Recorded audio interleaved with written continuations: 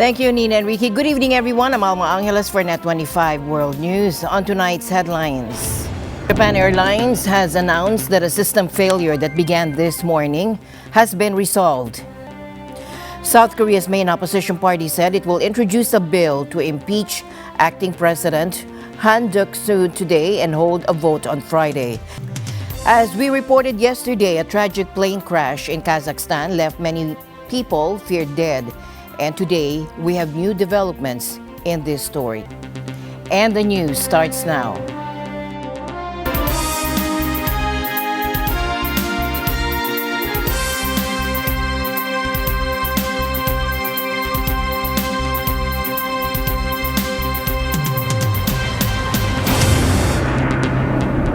Japan Airlines has announced that a system failure that began this morning has been resolved. The airline confirmed the failure was caused by a cyber attack. However, JAL says no customer data was compromised and no viruses were detected. Ticket sales, which were temporarily suspended, have now resumed. The attack began shortly before 7:30 this morning, impacting both domestic and international flights. JAL has apologized to customers for the inconvenience caused. The airline emphasizes that flight safety was not affected. Officials suspect the attack may have been a DDoS attack where a massive volume of data overwhelms systems, making them inaccessible. As we reported yesterday, a tragic plane crash in Kazakhstan left many people feared dead. And today, we have new developments in this story. Take a look. With many feared dead. An eyewitness video shows the moment a passenger plane crashes in Kazakhstan on Wednesday. With many feared dead. Kazakh authorities said 62 passengers and 5 crew were on board the plane, which was operated by Azerbaijan Airlines. At least 32 people were rescued, they said, and survivors, including 2 children, were being treated at a nearby hospital. The plane had flown hundreds of miles off its scheduled route to crash on the opposite shore of the Caspian Sea, close to the city of Aktau, Kazakhstan. Russia's aviation watchdog said a bird strike may have forced the pilot to land. Officials did not immediately explain why it had crossed the sea, but the crash came shortly after drone strikes hit southern Russia. Drone activity has shut airports in the area in the past, and at least one airport there was closed on Wednesday morning. Azerbaijan Airlines said the Embraer 190 jet was flying from Baku to Grozny, the capital of the Chechnya. South Korea's main opposition party said it will introduce a bill to impeach acting President Han Duck-soo today and hold a vote on Friday, in a move that could deepen the country's constitutional crisis triggered by former President Yoon Suk-yeol's short-lived martial law. Now, the opposition Democratic Party had threatened to impeach Han if he didn't immediately appoint 3 justices to fill the vacancies at the Constitutional Court. Prime Minister Han Duck-soo officially announced that he would not appoint a Constitutional Court judge, which is his constitutional duty. His statement effectively acknowledges himself not as an acting figure of authority, but as an acting authority of treason. Parliament had voted in favor of 3 nominees on Thursday, but they have yet to be formally appointed by Han. Han said earlier that he will not appoint the justices until political parties reach an agreement on the appointments. According to him, to do so without political consensus will harm constitutional order. It has become clear that Prime Minister Han Duck-soo does not have the qualifications as acting president or the will to safeguard the Constitution. The Democratic Party will immediately propose an impeachment motion against Prime Minister Han Duck-soo and report it to the plenary session today. If Han is impeached, the finance minister will assume the acting presidency. The Democratic Party has majority control of parliament, but there is disagreement between the parties and some constitutional scholars over whether a simple majority or a 2/3 vote is needed to impeach the acting president. And as we've been reporting this past few weeks, South Korea is facing political uncertainty after the National Assembly impeached President Yoon Suk-yeol on December 14. And this came just days after his controversial declaration of martial law, which was quickly rescinded. Han Duck-soo, the acting president, will lead the country, while the Constitutional Court determines whether the impeachment is constitutional. The decision could have far-reaching implications as the country heads into 2025, with questions about its political stability and international reputation. Victor Cha, president of the Geopolitics and Foreign Policy Department at CSIS, provided insight into South Korea's political culture. I know for many, they may wonder, like, why does this happen all the time in Korea? Like, why, this would be this is the third president who's been impeached, right? One of Roh Moo-hyun was impeached and reinstated. Park Geun-hye, as we all know, was impeached, and then Constitutional Court ousted her. The fate of Yoon is to be determined. And part of it is this, fight to the death political culture in Korea. But part of it's also structural, right? I mean, single 5-year presidential term, right, makes every president vulnerable after a bad midterm election or once they pass the halfway mark in their presidency, all of them are very vulnerable. And then second, as you guys know well, for over 3 decades, only 1/3 of the electorate each defines themselves as progressive or conservative, and the rest are kind of in the middle, undecided or moderate, which means almost every time a president comes into power and they don't have a popular mandate, right? They have maybe a little more than 1/3. I mean, right? They win with like 34% of the vote or something. And so that also makes them vulnerable. It doesn't help that Yoon had a leadership style that pissed everybody off. That was clearly the case. But all of these things, a confluence of things, create this situation that we have today. As debate intensify over South Korea's next leader, Timothy Martin from the Wall Street Journal notes the stakes. It's, obviously there's a huge debate internally in the country. Who's going to be the next leader? Is it going to be opposition head Lee Jae-myung?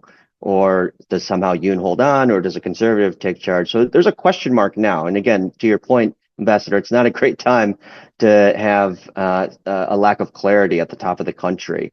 I will say, if we end up with a snap election and Lee Jae-myung, the left-leaning Lee Jae-myung becomes president, his policies or his party's policies actually align well with Trump's worldview. While the immediate focus is on domestic policies, Victor Cha warns about the global implications. So obviously there are many things to worry about with regard to this political crisis. But on the foreign policy side, the thing that worries me the most is that regardless of how he was perceived at home, Yoon's foreign policies were widely admired around the world, including in the United States, but also in Europe. Whether it was the trilateral or the supply chain work, the CHIPS 4, or Ukraine, participating in the G7, NATO Indo-Pacific 4. I mean, in general, I think objectively we can say that those policies were widely welcomed around the world at a time when the world was in crisis and they needed countries like Korea, big democracy, 13th largest economy in the world, to step up, right? And that was happening. The concern now is that this impeachment, even if he's ousted from office, would politicize some of those policies. And we saw that initially in the first impeachment motion, you'll all remember, in which they actually singled out his policy towards Japan as an impeachable offense, which, I think doesn't make any sense. They took it out in the second motion. I think they got the message. But still, the way politics are in Korea, one worries that that the successor, if it's a progressive government, would step back from those things, as Jack mentioned, whether it was on Ukraine or on other sorts of issues, and that wouldn't be good for Korea. The leadership vacuum also is huge. I mean, we all think acting President Han is a good person, a supreme technocrat, completely apolitical, had worked for both sides, right, progressives and conservatives. But like Donald Trump is not going to meet him, right? Donald Trump is not going to meet him. He's not going to be the future leader of the party, and all of it's going to have to be done through, the foreign minister or through the national security advisor. But that's not going to work with a Trump administration. With the country divided and a constitutional court decision pending, all eyes are on South Korea as it navigates this period of political turmoil. Will it emerge with renewed stability Or will uncertainty continue to shape its path in the coming year? Well, this is a story we'll continue to follow closely, but for now, the fate of South Korea's presidency hangs in the balance. Taiwan's presidential office conducted its first ever tabletop exercise simulating a military escalation with China. Several officials briefed on the matter said at a time when the island is facing renewed Chinese military threats. Dozens of central and local government agencies as well as civil groups participated in the three-hour exercise today, according to sources who requested anonymity due to the sensitivity of the matter. China has in recent years stepped up military threats, including the large massing of naval forces this month and daily military activities close to democratically governed Taiwan, which Beijing claims as its own over Taipei's rejection. The war game held inside the presidential office in Taipei was led by Vice President Xiao Bim-kim and National Security Council Secretary General Joseph Wu. The officials familiar with the meeting told Reuters the exercise simulated scenarios including China's high-intensity gray zone warfare, as well as when the island is on the verge of conflict, to test response readiness by Taiwan government offices and civil society, according to a security official familiar with this matter. Responding to the war game held earlier in the day, President Lai Ching-te said Taiwan is racing against time to build up its capacity to counter disasters and boost deterrence against an invading enemy. He said the peace and stability in the first island chain is being collectively challenged by authoritarian states. Lai was quoted as saying in a statement from his office, although he didn't name any specific country. The first island chain is a collection of archipelagos running roughly from Indonesia in an arc northeast to Japan, encompassing the South China Sea and East China Sea. The rise and fall of Detroit serves as a stark reminder of the cyclical nature of the automotive industry. Once the world's richest city, fueled by the dominance of American automakers, Detroit's fortunes dramatically reversed as European competitors surge ahead. Now, this led to job losses, urban decay, and a painful restructuring of the industry. Now we stand on the precipice of another seismic shift, the electric vehicle revolution. While the US and China initially led the charge, China has rapidly gained a commanding lead. They dominate battery production, securing critical mineral supplies, and heavily subsidizing their domestic EV manufacturers. This has created a significant advantage, with most EV makers reliant on Chinese-made batteries. The West, initially slow to react, has begun to implement countermeasures. Tariffs on Chinese EVs have been imposed by the US and EU, aiming to level the playing field. While these measures have had some impact, they're not a long-term solution. The rise of the Honda-Nissan alliance presents a potential counterweight to China's dominance, but the competition remains fierce. There is a rise of Chinese power and emerging forces, and the structure of the automobile industry is changing. What this means is that I believe that the value itself in terms of automobiles and mobility will change. Consumer demand for affordable and efficient EVs will ultimately drive the market, regardless of political considerations. To ensure a competitive future, governments must prioritize investments in domestic EV manufacturing and research. Allowing China to monopolize the EV market would have profound economic and geopolitical consequences. Meanwhile, in South America, Brazilian authorities have halted the construction of a factory for a Chinese electric vehicle giant, the BYD. This after rescuing 163 workers found living in slave-like conditions. The incident occurred in Bahia State in Brazil's northeast, where BYD is building its first electric vehicle plant outside Asia. Brazilian labor prosecutors reported on Monday that the 163 Chinese nationals were hired by another firm in China and brought to Brazil irregularly. They worked excessive hours, sometimes 7 days a week, in clear violation of Brazilian labor laws. According to officials, the workers endured harsh conditions. They slept on beds without mattresses, shared one bathroom among 30 people, and faced a lack of water and toilet paper. They were forced to wake up as early as 4 a.m. to prepare for work and had no cabinets or kitchen space, storing food in unsanitary conditions. The workers also had their passports and salaries withheld. In addition to the degrading conditions, the situation constitutes forced labor due to several indicators found during the inspections. The workers were required to pay a deposit, had 60% of their wages withheld, and faced excessive costs for terminating their contracts. Their passports were withheld by the company. In response, BYD stated it does not tolerate violations of Brazilian law or human dignity. The company has terminated its contract with the construction firm involved and moved the workers to hotels. Volkswagen announced sweeping changes to its German operations, including more than 35,000 future job cuts and sharp capacity reductions in a last-gap deal between Europe's top car maker and unions to avert mass strikes. Union leaders hailed the agreement as a miracle after 70 hours of grueling negotiations, the longest in the company's 87-year history.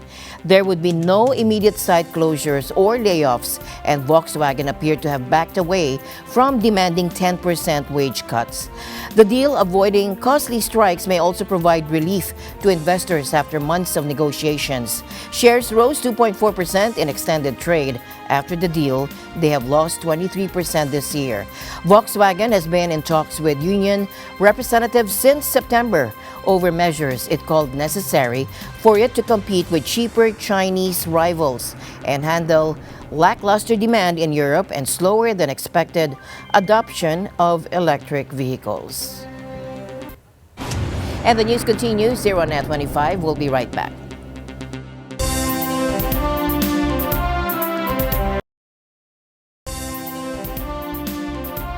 While Thailand marked the 20th year anniversary of the 2004 Indian Ocean tsunami in southern Panga province today.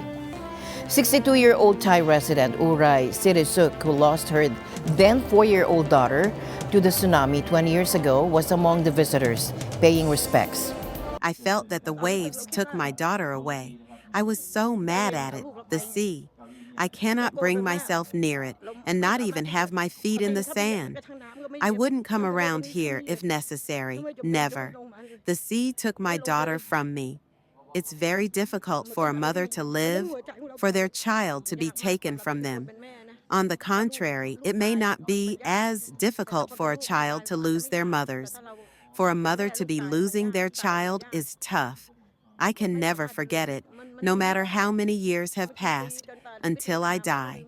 The tsunami on December 26 was triggered by a 9.1 magnitude quake off the coast of Indonesia's Aceh province, sending waves as high as 17.4 meters or 57 feet, slamming into coastlines of Indonesia, Thailand, Sri Lanka, India, and 9 other countries.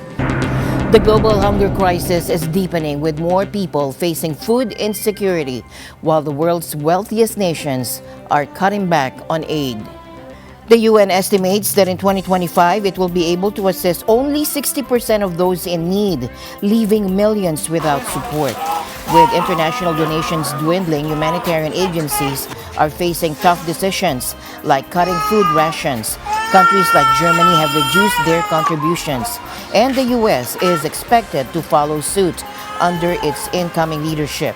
Despite these challenges, aid from a few key donors, primarily the US, Germany, and the European Commission, still makes up the bulk of global assistance, but it's increasingly insufficient. From the birth of op art to the dawn of the internet age, artists found new ways to engage the senses and play with our perception. Electric Dreams celebrates the early innovators of optical, kinetic, programmed, and digital art, who pioneered a new era of immersive sensory installations and automatically generated works. Sarah Alcantara for the report. Before Photoshop filters and AI art generators, pioneers were already laying the foundations of digital creativity, turning primitive computers into tools of imagination. Tate Modern's new exhibition, Electric Dreams, explores the visionaries who blended art and technology in the pre-internet era.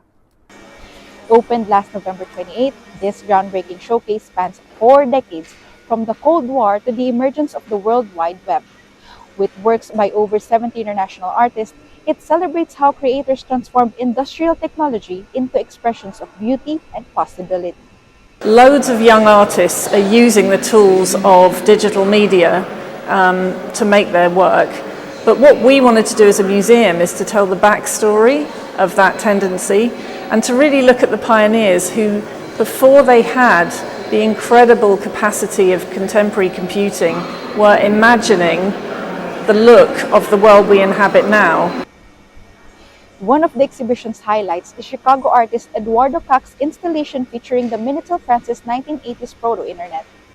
This restored network of terminals comes alive with vibrant colors and movements, evoking an online era that feels both distant and familiar. Featuring kinetic sculptures, early computer art, and light-based installations, the exhibition highlights how the digital revolution began in artistic imagination. Here at Tate Modern, in the Electric Dreams exhibition, I have 3 Minitel artworks. Minitel was a terminal that was introduced by France in the beginning of the 80s, when France was on the cutting edge of what we now call the internet. So the Minitel is the internet before the internet before the web. So working online in the 80s was a very different experience if compared to what it feels like today with the cell phone and satellites and all of that. So these works, they move and they change color, and they have a rhythm that is very specific to the Minitel network.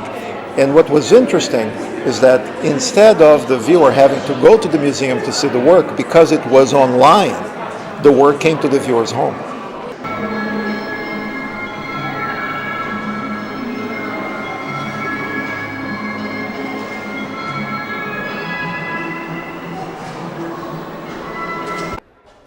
Long before today's AI tech-driven world, these pioneers were already envisioning the future. And I think what's really unique about the show is that we have had kinetic art shows before, and we have had digital art shows before, but we haven't had a show that tries to tell the story of art and technology since the 50s as a whole, and this is the first to do it. Electric Dreams, Art and Technology Before the Internet runs at Tate Modern from November 28, 2024 to June 1, 2025, offering a rare chance to explore the birth of digital art, a time when creativity demanded both vision and ingenuity. Reporting from London, United Kingdom, this is Sarah Alcantara for NET25 World News. And that's it for tonight's broadcast. For everyone here on NET25, I'm Alma Angeles. Thank you for joining us. Good night.